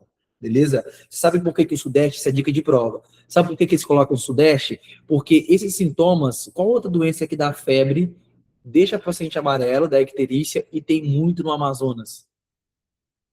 Vocês lembram? Sem ser febre amarela. Malária. Tá entendendo qual é a situação? Então, o que acontece é, a banca, ela não pode deixar confuso o raciocínio, porque senão vocês vão errar, vocês vão pedir anulação e terá que ser anulada, certo? Então, geralmente, quando a banca quer falar de febre amarela, ela joga a região sudeste. Quando ela fala de febre com icterícia na região do Amazonas, aí vem a malária. Beleza? Isso é regra? Não, mas é dica de prova, tá? Lembra disso na hora da prova. Beleza? Porém, doutor, você tá certo. Você tá certo, tá? É só a região da prova que é mais cobrada.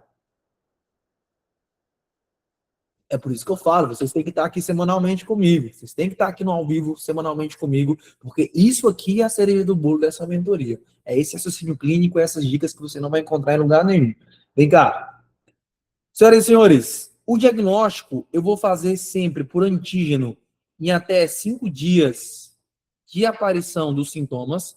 E pós os 5 dias, eu tenho que pedir sorologia de IgM e IgG. Vamos lembrar que IgM demonstra infecção aguda nesse momento, e IgG demonstra infecção que já aconteceu, já está aí no período de cronicidade, ou seja, que não tem muito o que fazer. Prepara o print, tira print disso aqui, isso aqui é para levar para a vida, isso aqui cai na prova, você tem que estar ligado nisso tudo. Deixa eu apagar para ficar melhor.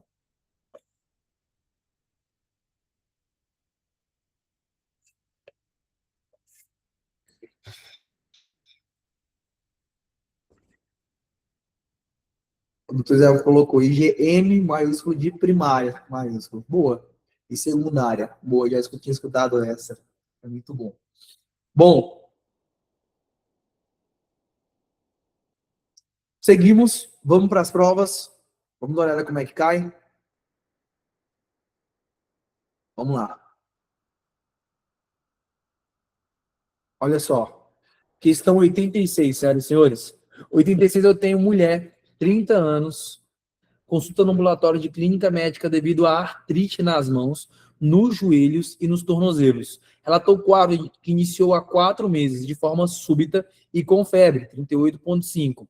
Exantema difuso, levemente pruriginoso, eritema conjuntival e poliartralgia. Relatou que todos os sintomas duraram cerca de 3 a 5 dias, havendo persistência apenas da dor articular. Desde então, tem feito uso de analgésico comum e anti-inflamatório, não hormonal, devido às dores articulares persistentes. O exame físico mostrou-se completamente normal, exceto por artrite na segunda e terceira metacarpofalangiana, à esquerda, na terceira e na quarta interfalangiana proximal da mão direita, nos joelhos e nos tornozelos. Assinale a opção que apresenta, respectivamente, a correta hipótese diagnóstica para o caso e a opção terapêutica adequada. Senhoras e senhores, o que está falando? Vamos lá. Aí você me marca citomegalovírus, numa questão dada como essa.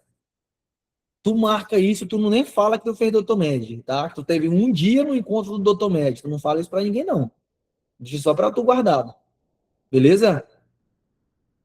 Não tem pra onde correr. A questão volta e bate no martelo de problema articular. Problema articular, artrite, artralgia. Só que isso aqui, senhoras e senhores, já tem quantos meses? 4 meses. Isso aqui já é um quadro crônico.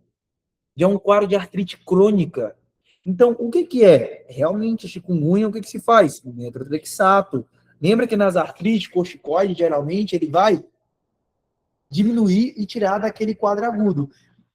E tirar a inflamação também. Tira muita inflamação.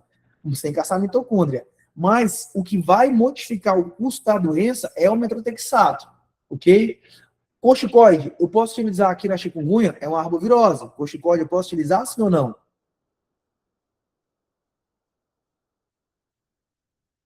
Sim, quando?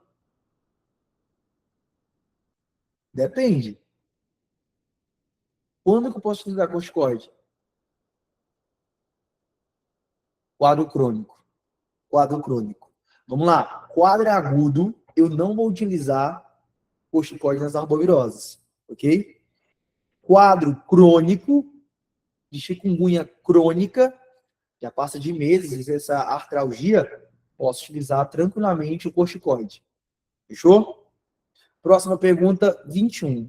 Um homem com 38 anos, ele relata em consulta exantema, prurido, febre e artralgia, que resolveu em 72 horas com uso de sintomáticos. O paciente conta que após 10 dias passou a apresentar parestesia em membros inferiores, que evoluiu para membro superior em 24 horas.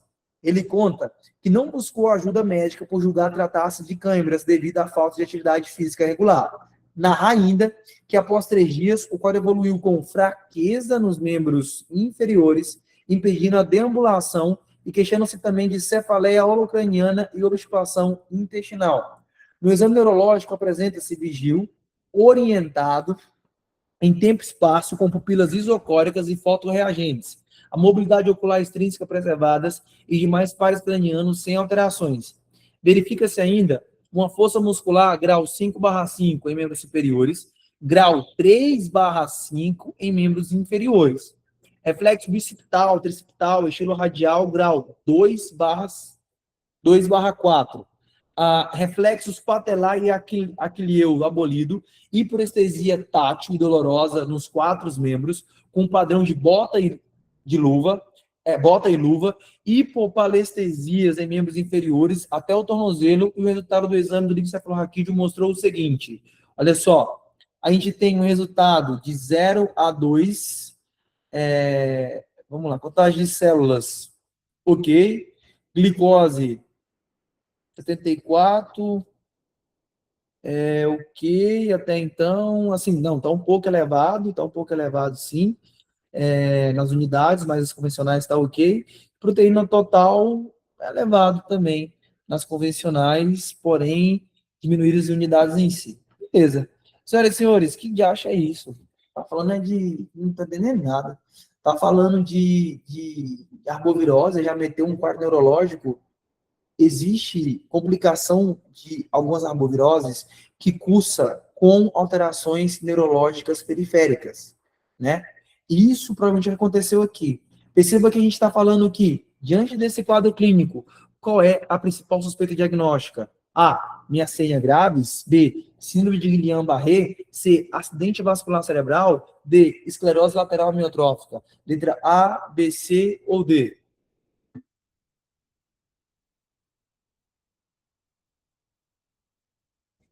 Guillain-Barré, senhoras e senhores.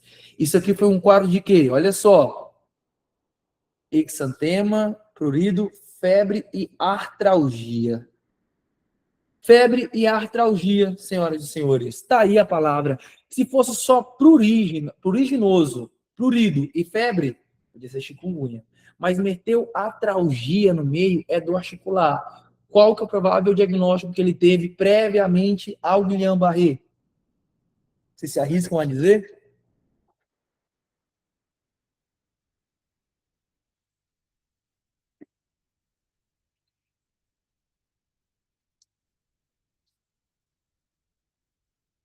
Dengue, chikungunya, quem mais?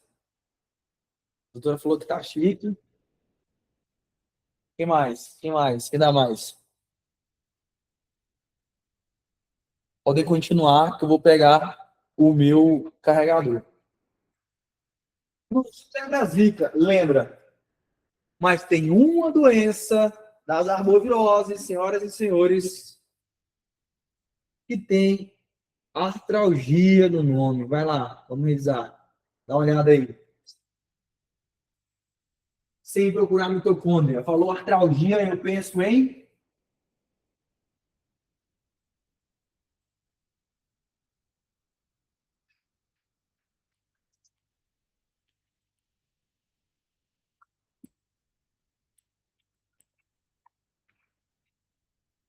chikungunya, senhoras e senhores. Chikungunya. Beleza? Bom, seguimos então.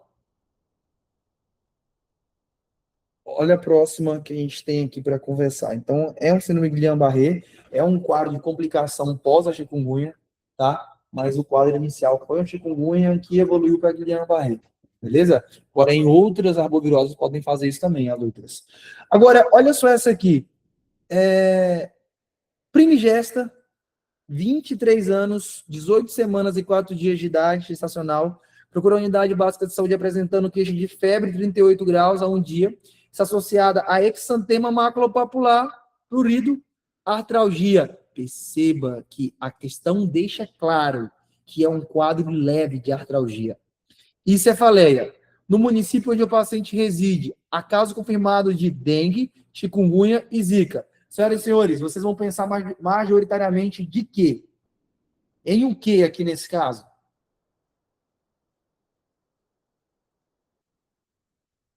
Zika, eu falei isso para vocês.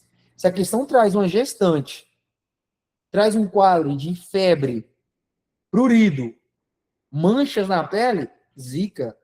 Ai, doutor, mas tem artralgia. Mas olha só, a banca deixa claro que essa artralgia é leve. Se ela quisesse falar de chikungunya, ela tinha jogado para vocês febre e artralgia, sem classificar que é leve ou grave ou moderada. Febre e artralgia. A banca deixa falando claro. Olha só, tem artralgia? Tem, mas é leve. Cuidado. Beleza? Isso é zika, senhoras e senhores. Olha só, acerca desse caso, assinale a alternativa que apresenta a melhor conduta. Letra A.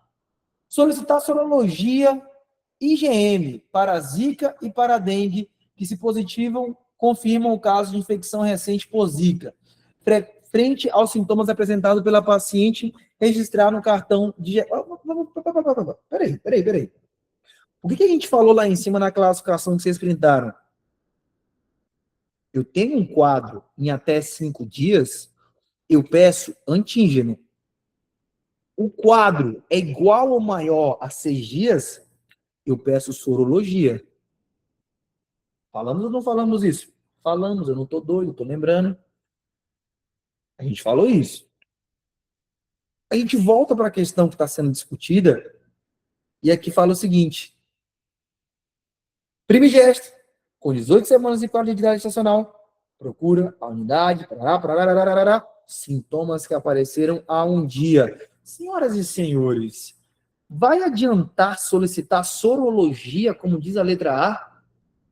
Não. Não vai. Tem que ser antígeno. Até 5 dias é antígeno. Pós 5 dias, 6 dias em diante, aí sorologia. Então sai fora, letra A. Não é, vamos ver a B. Opa, RT-PCR. Antígeno, RT-PCR para Zika, pois a paciente pertence ao grupo prioritário para confirmação laboratorial específica e, se positivo, confirmar o caso de infecção por Zika. Registrar no cartão de gestante a ocorrência do exantema. C. RT-PCR, boa. Para dengue e chikungunya, que, se negativas, indicam a solicitação de sorologia IgM para dengue. Aí começou a endoidar. Aí já começou bem, mas começou a procurar mitocôndria. Aqui de astro vai solicitar sorologia. Não adianta, não é o tempo ainda de ter IgM circulante, não. Tá? Então sai fora. Sorologia não entra. Olha só, B. Sorologia. Sai fora de sorologia, meu amigo. Tu tem que focar na paciente que é gestante, no quadro de Zika. Não tem para onde correr. É letra B. Eu solicito a RT-PCR para Zika, pois a paciente pertence a um grupo prioritário para confirmação laboratorial específica. E, se positivo, confirmar o caso de infecção por Zika, registrar no cartão da gestante a ocorrência de exantema. Fechou? Letra B. Não tem para onde correr. Beleza? Ficamos entendidos, senhoras e senhores? Doutora, obrigado, doutora Camila, com as suas explicações, clareia nossa mente. Muito bom, deixar claro, igual essa água aqui, ó.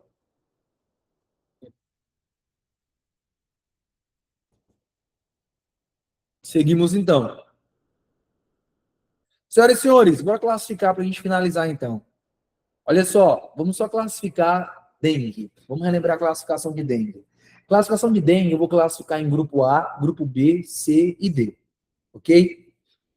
Vamos lá. Grupo A, senhoras e senhores, são um paciente que tem um diagnóstico de dengue e está bem.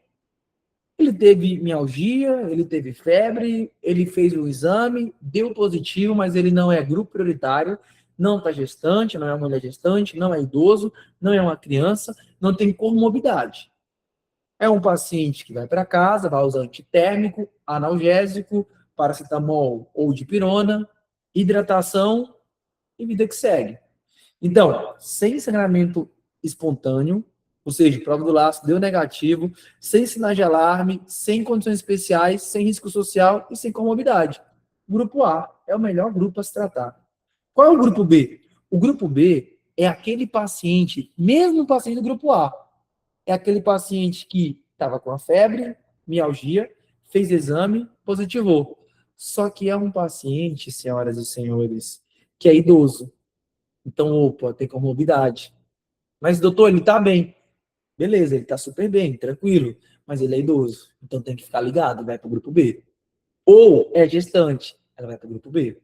Criança, vai pro grupo B. Ou a prova de laço que foi feita e deu positivo, vai pro grupo B. Prova de laço não é sinal de alarme, só para deixar claro. Prova de laço é para saber se eu tenho um sangramento induzido. Ou se tem sangramento espontâneo, grupo B. Sangramento de pele espontâneo ou induzido, com a prova de laço, ou condição clínica especial, risco social, comorbidade, só que não tem sinal de alarme. Perceba que vai piorando a classificação. Qual é aquele paciente que não tem choque, mas tem sinais de alarme? Senhoras e senhores, sinais de alarme, eu estou falando de dor abdominal intensa, de vômito persistente, de acúmulo de líquido, de hipotensão postural, hepatomegalia, letargia ou irritabilidade, sangramento de mucosa, aumento progressivo do hematócrito. Isso são sinais de alarme para dengue.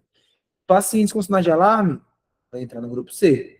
Presença de um ou mais sinais de alarme, sangramento presente ou ausente e sem hipotensão. Grupo C. Qual é o grupo D? Aquele paciente com sinal de choque. É o paciente que tem instabilidade hemodinâmica, que a PA está lá embaixo, está com frequência elevada, ele precisa ser internado e hidratado rigorosamente. Sinais de choque, grupo D, desconforto respiratório, hemorragia grave, disfunção grave de órgão e manifestação hemorrágica presente ou ausente. Porém, é hipotenso e está com sinais de choque. Beleza? Bom, tratamento. Grupo A e B, o paciente vai para domicílio, ok? 60 ml quilograma dia, 1/3 dos líquidos, soro, reidratação oral, 2/3 outros líquidos, chás, sucos, vitaminas, líquidos, outros líquidos, tá? Grupo C, hospitalar, hidratação endovenosa, 20 ml em 2 horas e depois eu mantenho 10 ml quilograma em 2 horas. Grupo D, esse tem que ir para UTI e não vai fazer 20 ml quilograma em 2 horas. Ele faz 20 ml quilogramas em 20 minutos. Hidratação intensa para esse paciente. Ok? Senhoras e senhores, 51 para a gente finalizar o nosso encontro ao vivo de hoje. Homem, 25 anos, da unidade de pronto atendimento na UPA, apresentando um quadro de febre alta, 3 dias, associada a náuseas e mialgia, artralgia como? Leve, senhoras e senhores. Eu vou ter que falar de novo que quando a banca quer dizer que é chikungunya, ela deixa artralgia. Quando ela não quer que você marque chikungunya, ela coloca a palavra leve. Para te dizer que não é o principal motivo do paciente ter procurado a consulta. O paciente, se está com quadro leve, ele não vai no hospital. Ninguém gosta de hospital. Eu vou falar que nem eu gosto de hospital. Eu vou porque lá é onde eu trabalho. Mas a saída do plantão é a melhor hora. Mentira, eu gosto de trabalhar. Eu gosto de dar plantão, sim. Enfim, dor em quadrantes superiores do abdômen. Dor em quadrante superior do abdômen. Ao exame físico, o paciente encontra-se alerta, consciente orientado. Pressão arterial 170, frequência cardíaca 110, respiratória de 18, pulso cheio e extremidades quentes, fígado palpável a 3 centímetros do nervoso costal direito, levemente doloroso a palpação. Os exames laboratoriais revelam o seguinte resultado: Leucócitos diminuído, hematócrito está normal, plaquetas está diminuída e NS1 para dengue positivo. Nesse caso, a conduta inicial mais adequada envolve, senhoras e senhores, letra A. Olha só vai responder aqui quem é da tropa A, do grupo A. Quem é o grupo A? O dos 20 mil no final do ano. Beleza? Para finalizar, então, vamos lá. Nesse caso, a conduta inicial mais adequada envolve A, alta para acompanhamento ambulatorial diário, hidratação oral abundante, analgesia. B, hidratação oral abundante, sintomáticos, alta e orientação de retorno no primeiro dia após a cessação da febre. C, hidratação venosa e internação hospitalar em enfermaria para monitorização clínica e laboratorial. Letra D, internação em unidade de terapia intensiva imediatamente para hidratação vigorosa e monitoramento contínuo. Senhoras e senhores, tropa do grupo A, tropa do A. O que eu tenho aqui? Um paciente que está com dor abdominal, hepatomegalia, enfim. E é isso. Letra A, B, C ou D? Tu manda ele para casa, tu interna na enfermaria ou tu manda ele para UTI? A, B, C ou D? Tá com vocês. Só agora apareceu gente, hein? Tem gente que estava na toca, não tinha respondido ainda e agora apareceu. Muito bem. Isso demonstra a vontade de ser do grupo A, da tropa da turma A, que vai aprovar nessa prova, não tem para onde correr. Senhoras e senhores, vocês precisam estar aqui semanalmente comigo. É aqui que você precisa estar. Então, de verdade, te organiza para estar conosco nos próximos encontros, ok? Se você está vendo essa reunião gravada, esteja conosco no próximo encontro ao vivo. Vocês que estão aqui hoje, parabéns por estarem no encontro ao vivo, não fizeram mais que as suas obrigações, já que querem ser aprovados na prova do Revalida, e vamos nessa. Enfim, era isso que eu queria falar para vocês hoje, senhoras e senhores. Me digam o que vocês acharam desse encontro ao vivo.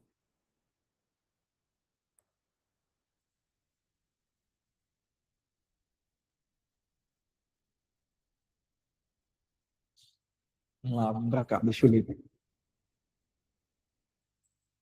Muito bem, muito bem, muito bem. Perfeito, gente. Parabéns por estarem aqui comigo até o final. Como eu falei, só os fortes iam aguentar ficar até o final. Que bom que vocês estão aqui. Muito bom. Beleza. Vamos lá. Vamos lá. Vamos fazer mais vezes. Semana que vem tem mais. Amigo, muito obrigado. É isso aí, senhoras e senhores. É isso aí. Muito bom. Dá um gás no meio da semana. Muito bom, doutora. Muito bom. Minha primeira vez aqui. Seja bem-vinda, doutora Jusileide. Seja bem-vinda. Espero que tenha gostado do nosso encontro ao vivo. Seja bem-vindo, tá? Diferenciado, perfeito. Obrigado, gente. Vamos nessa. Coração sempre pula quando ele fala que só quem responde vai passar. Aí, nego, mete o dedo no botão, né, para responder a alternativa. Israel, seja bem-vindo. Seja bem-vindo. Já falamos para você, né? Vamos mandar o cronograma lá no seu grupo. Estarei na semana que vem com você aqui. Rodrigo, perfeito, ótimo. Vamos nessa, doutor. Mentorados, estejam conosco semanalmente, ok? Muito bom. Perfeito. Senhoras e senhores, é isso. Parabéns por chegarem até aqui. A aprovação de vocês já está chegando, estou sentindo. Coloquem na cabeça de vocês o quê? Eu vou estar no Doutor Med Revalida segunda fase. Por quê? Porque vocês vão ser aprovados agora. A gente vai se encontrar presencialmente em uma das cidades, na cidade aí, em Ponta Porã, ou não sei, talvez outra cidade, que vamos ter o Doutor Med se revalida segunda fase. E eu espero cada um de vocês, ver vocês pessoalmente, dar um abraço e ajustar as coisas e ir com tudo para a segunda fase, positivar o CRM de uma vez por todas e realmente realizar o sonho de ser da tropa do Grupo A. Beleza? Vamos nessa e vamos positivar esse CRM de vocês. Eu fico por aqui. Um grande abraço para todos.